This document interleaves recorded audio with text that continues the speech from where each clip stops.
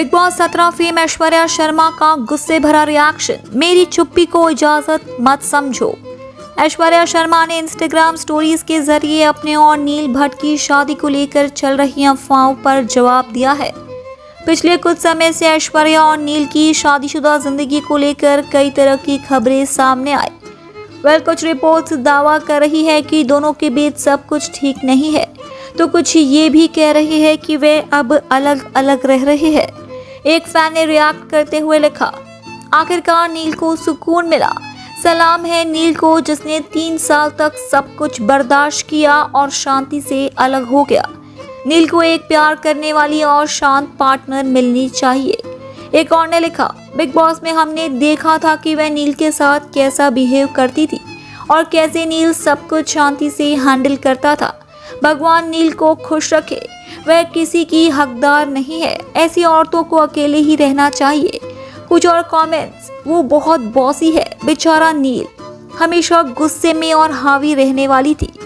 जब दोनों ने शादी की थी तभी लगा था कि ये रिश्ता नहीं चलेगा। ऐश्वर्या हमेशा रूखी और डोमिनेटिंग थी और नील शांत स्वभाव का था। बेचारा कब तक सहता उसके मूड और टैंट्रम्स को। वो एक रेड फ्लैग है। नील अब आज़ाद हो गया, अब जाकर उसे सुकून मिला। वो बहुत डोमिनेटिंग है, नील बच गया, उसे इससे बेहतर मिलना चाहिए। नील की खुशी सबसे ज़रूरी है। उम्मीद है कि उसे वो इंसान मिलेगा जो उसे सम्मान और प्यार दे। ऐश्वर्या शर्मा ने एक लंबी पोस्ट में लिखा, मैं काफ़ी समय से चुप थी, कमज़ोर नहीं हूँ, बस अपनी शांति को बचा रही थी।